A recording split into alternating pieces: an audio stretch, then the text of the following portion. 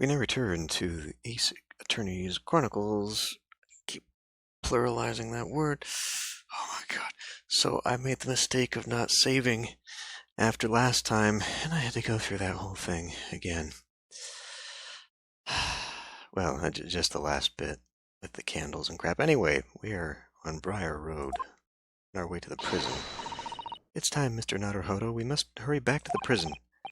Yes, I know. Let's hail a carrot. Oh. What's the matter? It looks like something's going on over there in front of the Garadeb's house.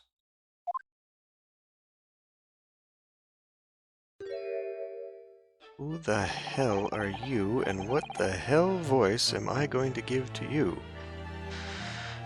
I know thee not, old man. Fall to thy prayers. Who are you calling an old man, you rum-looking nimmy-pimmy? Piminy?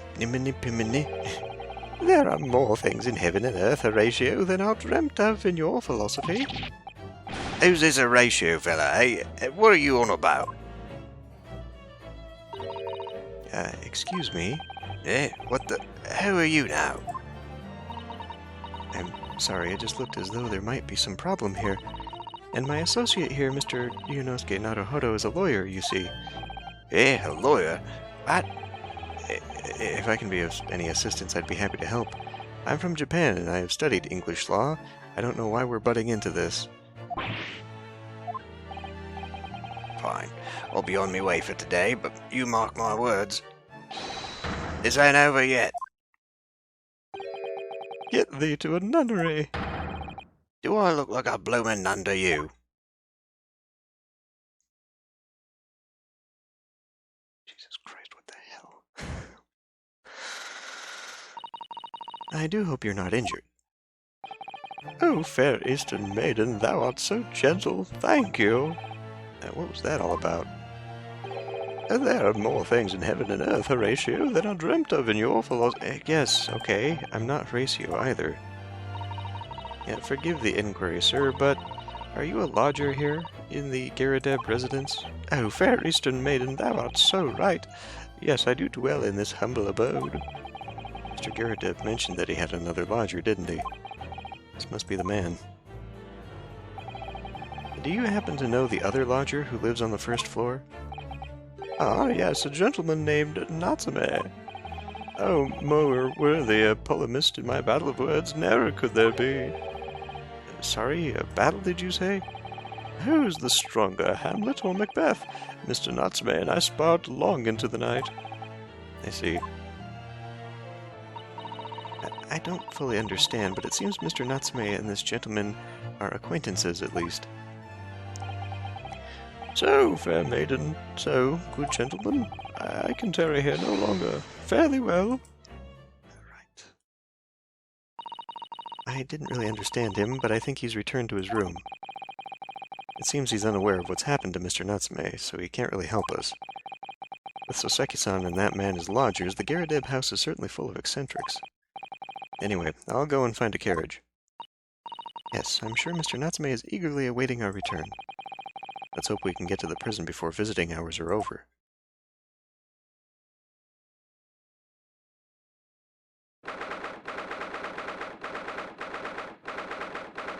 Why is he flashing so many gang signs? Cell number 9. He's adjusting himself, but it looks really weird. Oh, it's you. You're here. You came. Locum student Mr. Naruhodo, Esquire. I can't believe you came back. I'm so touched. We're so sorry to have kept you waiting, Mr. Natsume. Oh, no. Think nothing of it. Relax. If I were a cat, I would purr with pleasure at the company of such fine compatriots. Noble, nurturing, never-failing Nipponese. Oh, now, let's not get carried away. Oh, I quite agree. There's nothing more reassuring than the familiarity of one's native land. On the other hand, who are you, Sholmes?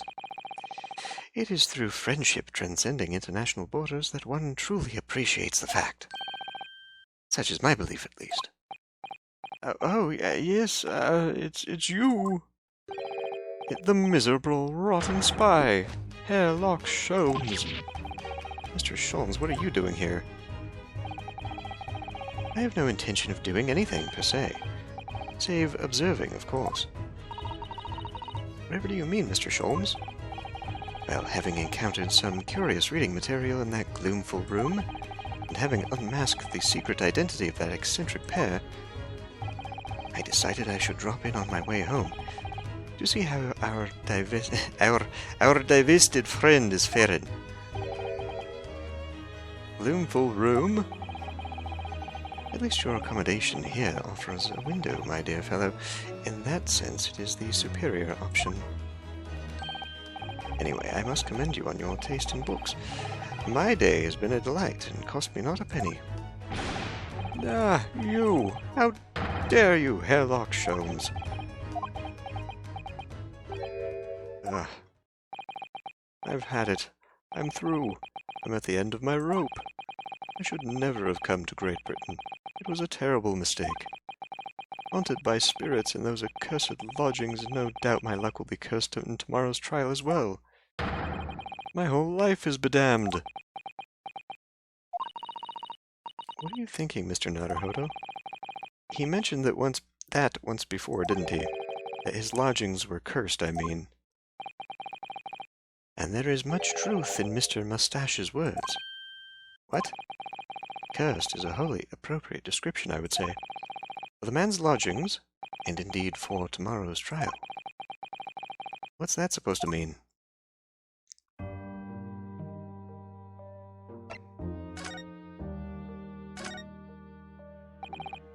Mr. Natsume, what did you mean by what you just said now?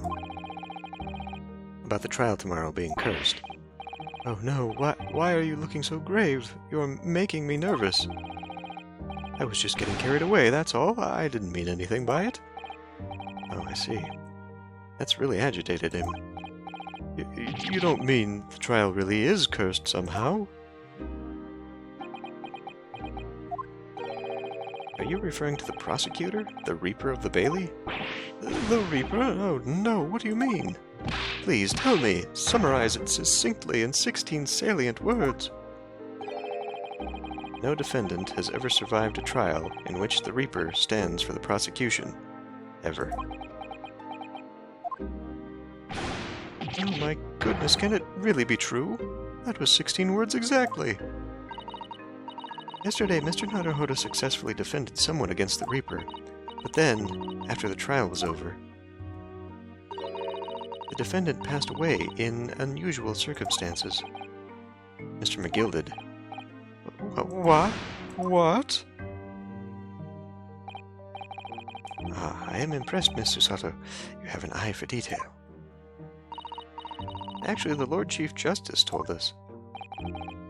Mr. Sholmes, surely it can't be that having failed to have the accused convicted, Lord Van Zieks killed the man himself.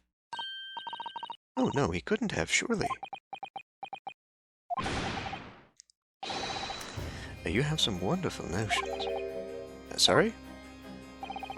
The man isn't a mass murderer. He's a court prosecutor, my dear fellow. You would have had someone else do it. Oh, yes, why, of course he is. Of course he is. Then why are you trying to scare me? It could be said, however, that the real truth about the man is even more terrifying than your hypothesis. For instance, we don't know where the fuck he's from based on his accent. What on earth do you mean by that?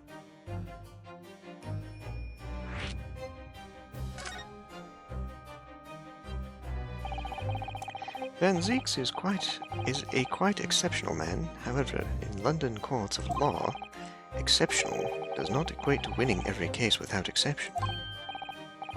Ah, that's good. Soseki-san looks like he's going to cry tears of joy. As you're no doubt aware, in a British criminal trial, there is both a judge and a jury.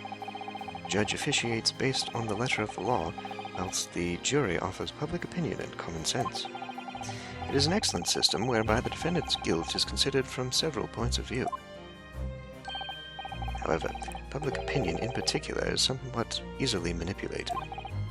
Right. Criminals and corrupt lawyers, for that matter, can use it to their advantage. By any means at their disposal, contriving evidence, calling impostors as witnesses, and so on. By such underhand means, those who would want to are able to sway the jury, which means that even in the light of irrefutable evidence, the prosecution can fail. But it means the wrong verdict can be passed. And sadly, it is from time to time, my dear madam.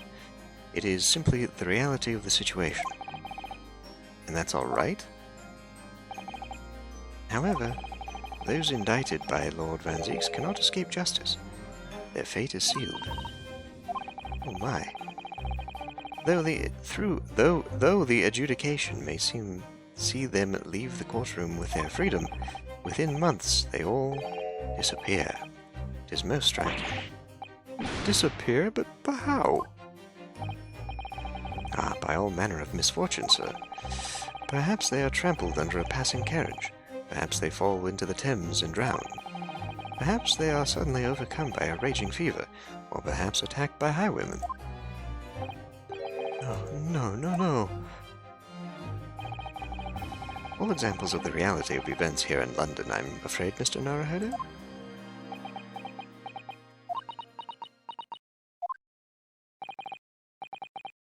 I knew it. I'm a dead dodo, done for, doomed.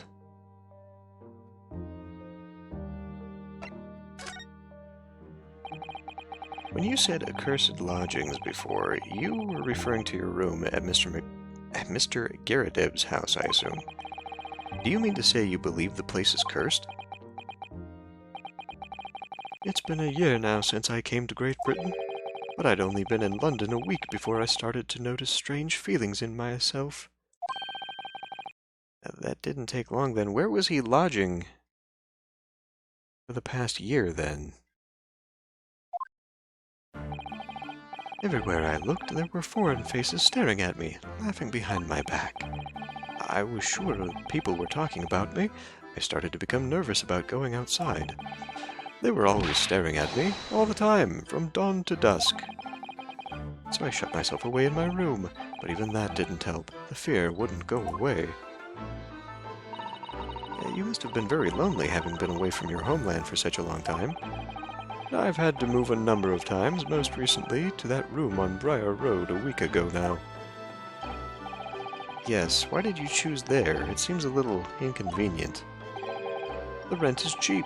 I have so little money it appealed to me straight away, I know the feeling. Of course, I asked why it was so affordable.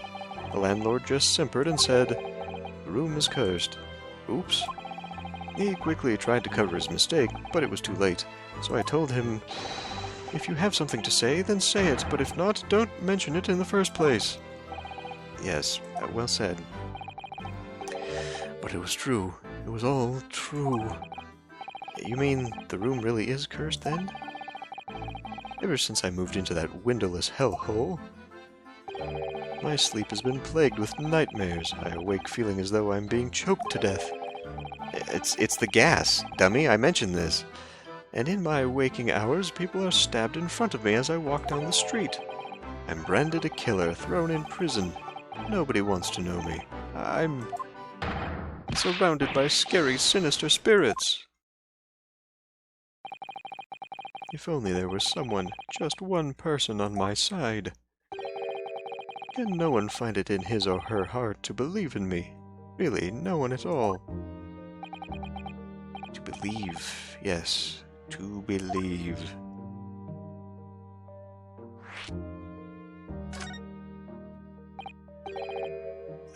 Mr. Sholmes. Ah, me, Mr. Naruhodo? Pray, what can I do for you? It's about the case on the SS Buria, if you recall. The Buria. Ah, that case. One with the snake. Well, yes. At that time, I was the suspect, but you believed in me and listened to my side of the story. And you helped us to investigate. I did I? Interesting. What I want to know is why. Why did you believe in me? I see, yes. You mean because you are a grimly dressed, shady Eastern fellow found with the victim in a locked room. Well, if you like, yes. I'm a little surprised that the answer requires explanation, my dear fellow. It's quite simple, really. You said I didn't do it. But I could have been lying. Surely you must have had your doubts. You must have suspected me a little. I think perhaps you have misunderstood. I neither recall believing in you, nor in that which you were telling me. What? You see, the only things I believe in are those I choose to believe in. What do you mean, Mr. Sholmes? I make up my own mind about what is to be believed and what is not. If I should like to believe in something, I do. Circumstances can hang as far as I'm concerned. But I could have betrayed your trust. In that case, I should have made an elementary error of judgment, nothing more. Betrayal of trust is an overused excuse, in my opinion. Meaning, whether or not one should trust another is, in the final analysis, down to oneself. It is a matter of whether or not one can trust oneself. Yes, he's right. He's right, locum student Mr. Naruhodo Esquire. Whether or not I can believe in myself. A defense lawyer is only as good as his faith in his client. And that comes down to how much faith he has in himself. We must believe in the heart of the cards. You were so right, Kazuma.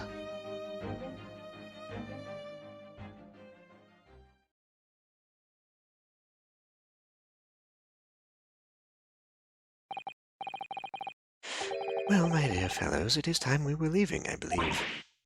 Already? Visiting hours are over.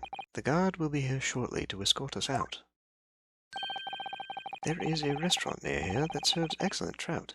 Would you care to join me?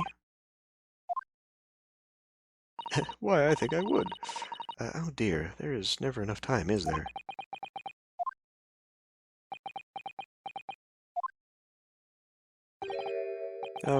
Mr. Natsume, if you'd like, in the trial tomorrow, I'd be happy to represent you.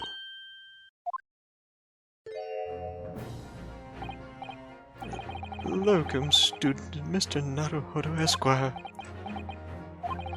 As I said, I only experienced a British courtroom for the first time yesterday, and although the man I was representing was found not guilty, I lost sight of something crucial.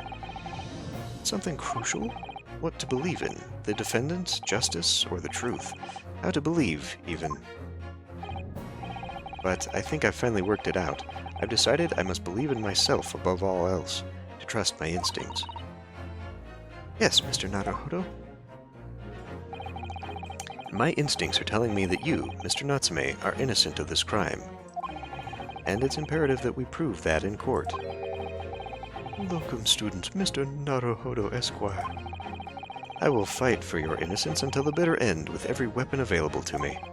So I hope you'll permit me to represent you tomorrow. As I said when we first met, I'd like to entrust my fate to someone who will listen to me in my native tongue. Of course, Mr. Natsume. It would be fair to say, Mr. Naruhodo, that your mind was, in many ways, made up from the outset. I mean, we have no choice. The game lends us to go this way. You merely needed the events of today to fully realize it. Yes, I think you're right about that. It's been a roundabout journey, but I got there in the end.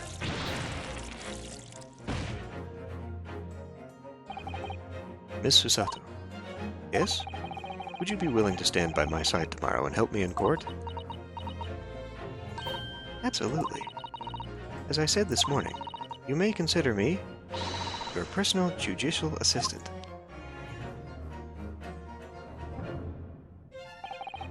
The shocking events of yesterday's trial still weigh heavily on my mind. But it's time to stop looking backwards. Kazuma believed in me, and Mr. Sholmes believes in me now too. So it's time. Time that I learnt to believe in myself. Joseki-san has no one. He's all alone. So it's my job to help him, to fight his corner. Tomorrow, in the courtroom, with all the strength I can muster.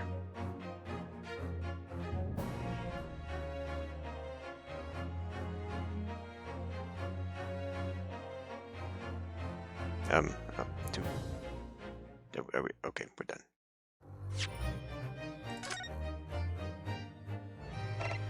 We'll just go back up to the top. Oh, damn it.